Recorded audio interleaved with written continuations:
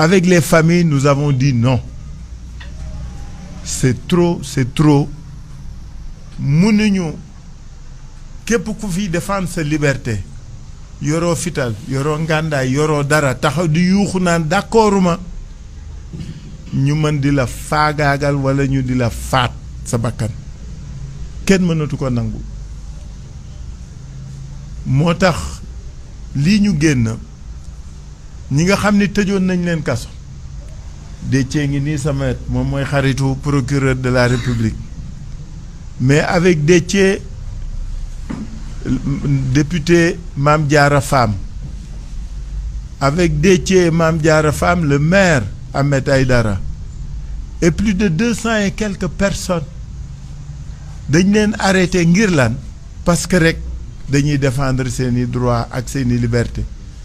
est-ce que dañ nekk ci réew moo xam ni kenn ñamatul kenn waratul wax kenn waru wax ni d'accorduma kenn waru wax ci mbedd mi et nous sommes en face d'un pouvoir boo xam ni lu ko neex lay interpréter loi bi et malheureusement pour notre malheur à nous tous à chaque fois mu def ko justice bi nga xam ne moo waroon doon rempart da kaa jox dëgg loolu moo tax le 17 mel ni mu mel la fa xew fa parce que su fekkoon ni ñu def le 8 la ñu def le 17 lii du ñu dal ñu ñëw tey dajeek ay njaboot ay wayjur ay jigéen ay papa ki yaay muy Bignona nga xam ne suñu jarbaat suñu doom suñu rakk suñu camarade Ablaye Diatta moom lañ fa faat bakkanam li ci metti mooy que ni dañ ko faat ba pare te waa këram mun ñu fexe ba jot ci néew bi mun ñu jot ci néew bi parce que li war nekk defaguñ ko état bi li ko war mooy wax waa kër gi kii nga xam ne mooy xale boo xam ne dafa demoon rek pour exercer droit am à la manifester dañ ko faat lan moo ko faat kan moo ko faat nan lañ ko faate loolu dong nga la njaboot gi soxla ba léegi mënuñu ci jot mooy li am aussi Ziguinchor ci way su juru Idrissa Goudiaby ak Ablaye Diatta wuute ñële xamaguñu lu rey seen doom mënuñu fexe ba jot ci néew bi li ñuy laaj ci Idrissa Goudiaby la ñuy laaj si Ablaye parce que Idrissa dañ ko faat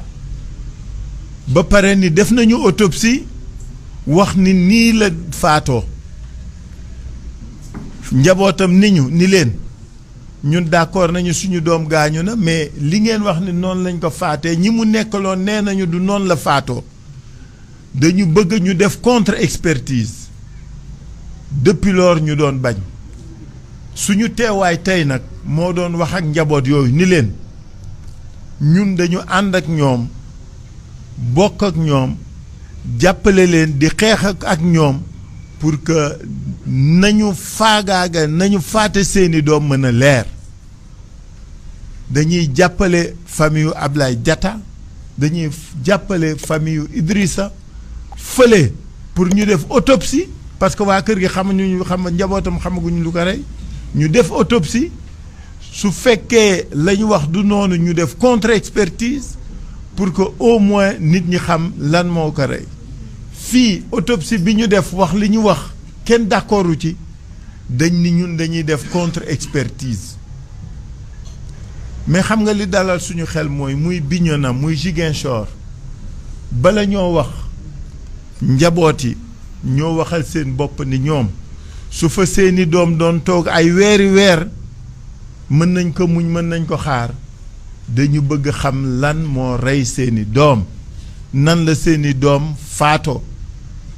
loolu sant yàlla la bu baax ça signifie quoi que lii xew Ziguinchor moo war dakk lii xew Dakar moo war dakk ku manifester ñu rey la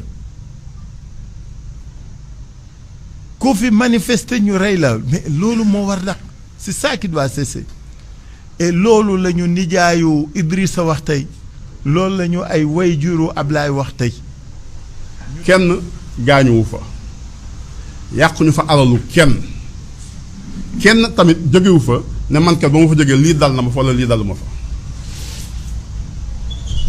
le 17 juin ñu aw fa ñu awaatoon bindaat administration bi nekk dañoo bëgg a defaat manifestation pacifique fa ñu ko defee woon ñu aaye manifestation bi génn seeni policier génn seeni gendarme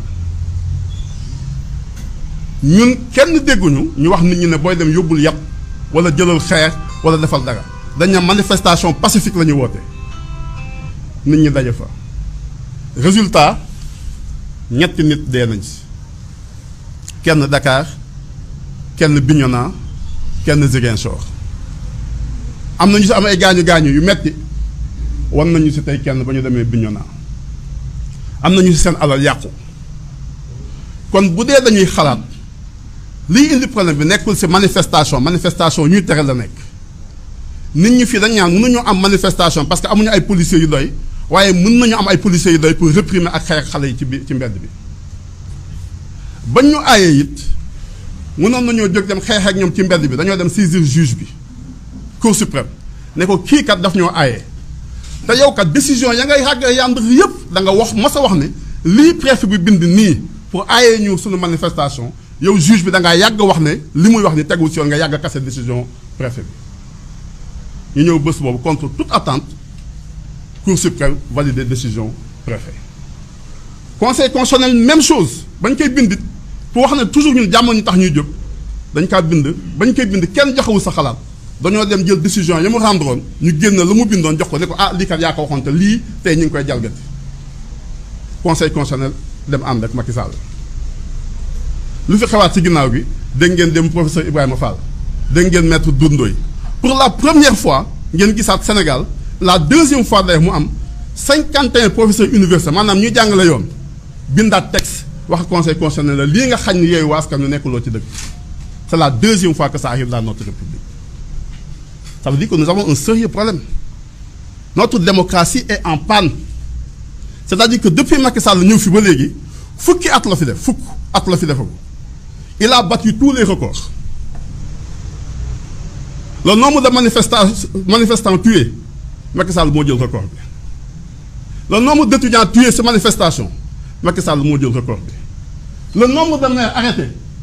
Macky Sall moo yor record bi le nombre de députés arrêtés au Sénégal Macky Sall moo yor record bi le nombre de députés arrêtés simultanément Macky Sall moo yor record bi je parle pas des bébés tués waxaguma wax bébé yi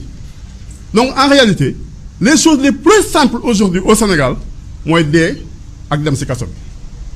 ali Guy Marius Sagna laaj leen Guy Marius Sagna pour n'importe quoi on peut se lever et être en prison c'est ça que Cheikh Tidiane expliquait tout à l'heure c'est-à-dire dañuy jàpp ay députés jàpp ay responsables politiques yóbbu ci biir kaso bi yóbbu leen téye leen fukki fan ak benn ce que vous ne savez pas c'est que le juge ne les a pas relaxés relax mooy amoon nga sax dossier ñu xool jàpp ne kat indiwuñu sax preuve yu doy pour def la mais le juge daf leen wax ne daf leen décharger ci inculpation c'est-à-dire waxuñu leen woon sax topp c'est ça la décision qui a été prise par le juge pendant ce temps-là il y a des députés 3 députés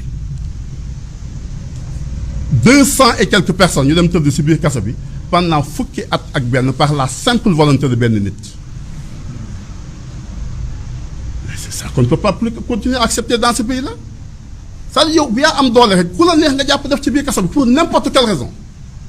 c'est pour ça que la décision qui a été prise par Yewwi Askan Wi c'est d'engager des poursuites aussi contre les gens du régime tous ceux qui sont impliqués dans cette affaire-là seront poursuivis aussi bien au niveau des tribunaux nationaux qu'au niveau des tribunaux internationaux.